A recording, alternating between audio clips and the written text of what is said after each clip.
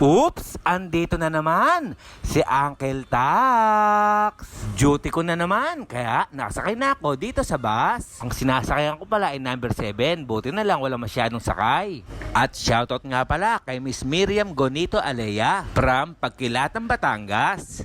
At syempre, hindi mawala si Mr. Narvin Espantalyon from Gingoog City. At ngayon, balik na ulit tayo sa aking biyahe. Natatanaw rin pala rito ang Burj Khalifa, pinakamalaking tower sa buong mundo. And then, nakababa na ako sa aking sinasakyan at ako ay patungo na sa aking trabaho. Hindi na pala masyadong mainit at saka medyo may hangin na rin. At yung mga kaibigan ko palang na si Suman at si Mahes, ayun, naglalakad na sila, iba pala sinakyan nilang bus. At shoutout uli kay Miss Erma Malutaw from Valenzuela City. Maraming salamat sa inyong lahat at pinapanood nyo ang mga vlog ko. Dumating na nga pala kami sa aming trabaho kaya magpapahinga muna kami. At pagkayari namin magpahinga ng 10 minutes kami ay magtatrabaho na. Kaya ang una kong ginawa, ako ay nag-refill na ng soya. At isasabay ko na rin yung salt at pepper.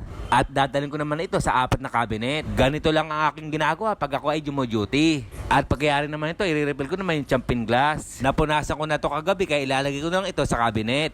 At nang okay na, ang susunod ko naman, maglalagay naman na ako ng mga tissue sa mga lamesa. Punasan na nga pala ng mga kasama ko itong mga lamesa. Ganon talaga, dapat magtulong-tulungan para sa ganon mas lalong bibilis ang trabaho. At nang okay na, i-arrange ko naman itong mga bangkuan.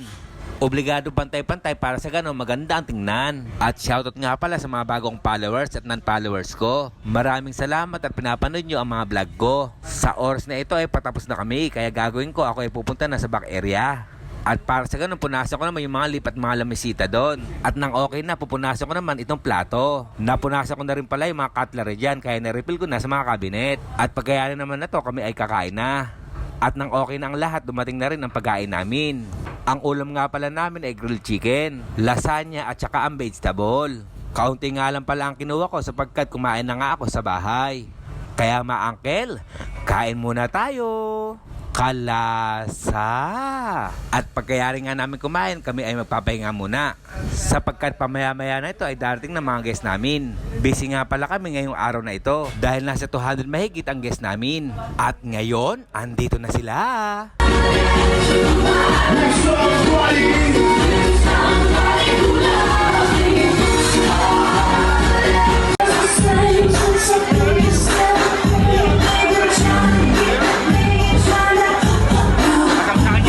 Kaya hanggang dito na lang. Ito yung Uncle Tax. Ingat!